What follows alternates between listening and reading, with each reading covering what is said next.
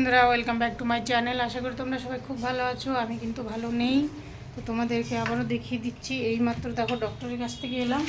এই যে এত ওষুধ নিয়ে, এই একটা, এই দুটো, তিনটে,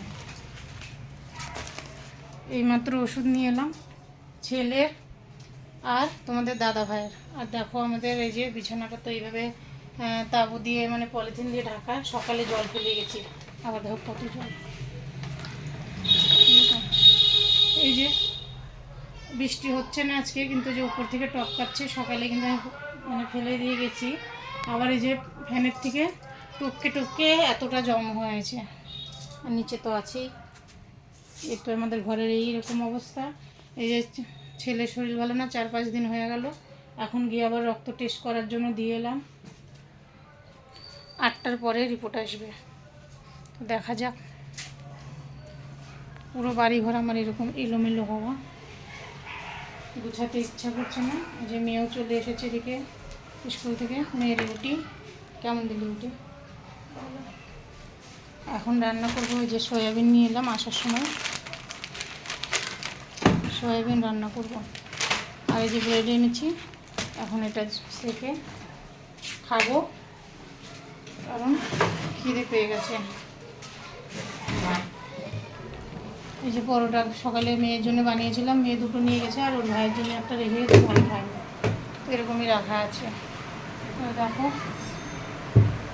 এই অবস্থাতে আছি আমরা এই পর্যন্ত। দেখা যাক, আজকে আর বৃষ্টি নেই। এই যে তোমাদের দাদাভাই আজকে বাড়িতেই আছে। ও গেল ঘর দেখতে, মানে রুম দেখতে গেল। তো দেখা যাক কি বলে এসে, কারণ আর ভালো লাগছে না এরকম থাকতে। তোমরাই বলো, ঘর কেন? তাহলে তো এর থেকে ভালো আমরা রাস্তাতে থাকতাম, তাই না বলো? দেখো তো, এটা কি ঘর বলে? এর থেকে তো রাস্তায় থাকে যারা, তারাই অনেক ভালো থাকে। আর আমাদের এই পরিস্থিতি, এত টাকা দিয়ে ঘর ভাড়া নিয়ে যদি এত পরিশান হয়ে থাকতে হয়, তাহলে কি ভালো লাগে বলো? তো যাই হোক,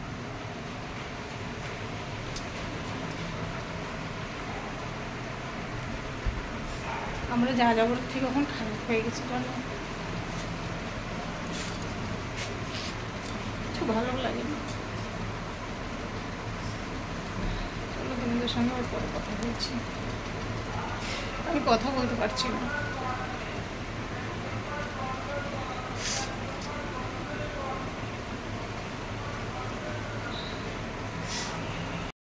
তো দেখো বন্ধুরা, এখন কিন্তু আমি রান্না চলে দিয়েছি। আর দেখো রান্না হচ্ছে এখানে। যে সয়াবিন নিয়ে এলাম, আলু সয়াবিন, এই যে আলুটা কেটে রেখেছি, আর সয়াবিন সেদ্ধ করে মানে গরম জলে রেখে ভাজতে চড়িয়েছি। আর এখানে ছিল যে কালকে রাত্রে মাংস রান্না করেছিলাম, তো এটাই গরম করে রাখলাম, কারণ অনেকটাই বেলা হয়ে গেছে। তো জানি না ফ্রিজে রাখলে ভালো থাকবে কি না। আজকে তো শনিবার, কেউ খাবে না, তো জন্য গরম করে রাখলাম, যে ভালোই আছে। তখন ঠান্ডা হয়ে গেলে ফ্রিজে ঢুকিয়ে দেবো ওটা। আর বোনকে ফোন করবো, বোন যদি নেয় তাহলে বোন নিয়ে যাবে। আর এদিকে দেখো মেয়ে বানাচ্ছে রিলস। এই দেখো মেয়ে রিল বানাচ্ছে, দেখি হট। আর এদিকে দেখো ছেলে ঘুমিয়ে গেছে, টিভি চালিয়ে দিয়ে। আর এই তাঁবুটা হটাবো কি হটাবো না বুঝতে পারছি না, কারণ মেঘ আছে আকাশে, এই যে ঝিমঝিম বৃষ্টি পড়ছে। আবার এখানে তো জল পড়ছে রে, এখন হটিয়ে দিচ্ছিস কেন? ঝিমঝিম বৃষ্টি এখনও পড়ছে ছাদে, মানে মাঝে মধ্যে পড়ছে আবার চলে যাচ্ছে। এই রোদ এই বৃষ্টি তো বুঝতে পারছি না। তো তোমাদের দাদাভাই ঘর দেখতে গেছিলো, ঘর দেখে ওর পছন্দ হয়নি। একেবারে ছাদের উপরে বলছে অনেক গরম লাগবে। আর না, ঘরও ছোট, এখানে 2টো রুম আর ওটাই একটাই রুম, কিন্তু ঘরগুলো একদমই ছোট, একটাই খালি আছে। তো বলছে দেখে পছন্দ হয়নি, কারণ অতটুকু রুম নিয়ে কী করবো বলো?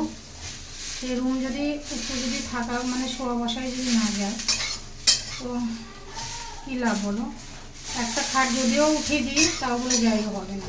তো আর এক জায়গায় গেছে, ওখানেও নতুন ঘর বানছে, এখনও রেডি হয়নি পুরোপুরি, মানে হচ্ছে।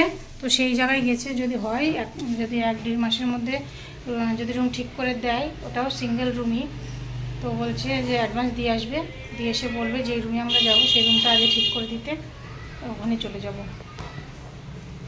এদিকে দেখো আমার মেয়ের কাটিংটা দেখো, স্কুলের ড্রেস খসানো বাদ দিয়ে এদিকে ও রিলস বানিয়ে যাচ্ছে। তো চলো রান্নাটা করে নিই, তারপর তোমাদের সঙ্গে কথা বলছি কেমন। আর এই ফলগুলো কে কে খেয়েছো বলো তো? এই ফলগুলো কিন্তু টক টক মিষ্টি মিষ্টি লাগে, আমার তো বেশ ভালোই লাগে। আর এগুলো একদম পাকা, এগুলো তো আরও বেশি ভালো লাগে। আর যেটা একটু কাঁচা ওটা বেশি টক লাগে। চলো সয়াবিন ভাজা হয়ে গেছে, এখন আলুটা ভেজে লঙ্কাটা বেটে এখন একটা বেটে দিয়ে দেবো। এদিকে ভাত চাপাতে হবে। আর এসে খিদে পেয়ে গেছিলো, 1 প্যাকেট ব্রেড নিয়ে এলাম। সেই 1 প্যাকেট ব্রেড পুরোই স্যান্ডউইচ বানিয়ে খেয়ে গেছি। স্যান্ডউইচ মানে শুধু ক্ষীরা কেটে গোলমরিচের গুঁড়ো আর লবণ দিয়ে মানে হালকা তেল দিয়ে সেঁকে, ক্ষীরা মানে ক্ষীরা বলছি শশা, ওই ক্ষীরা আর শশা একই, মানে হিন্দিতে বলতে বলতে অভ্যাস হয়ে গেছে তো ওই জন্য। তো শশা আর গোলমরিচের গুঁড়ো লবণ দিয়ে খেতে বেশ ভালোই লাগে। আর একটু কফি খেয়েছিলাম, কারণ মনে হলো যে প্রেশারটা ডাউন হয়ে গেছে, কারণ মাথাটা কেমন যেন ঝিমঝিম করছিল। তো মেয়েকেই বললাম একটু কফি বানিয়ে দিই, তো ওই বানিয়ে দিল, ওই ব্রেড বানিয়ে দিল, ওটাই খেলাম। তো চলো এখন রান্নাটা পুরো করে নিই, তারপরে তোমাদের সঙ্গে কথা বলছি।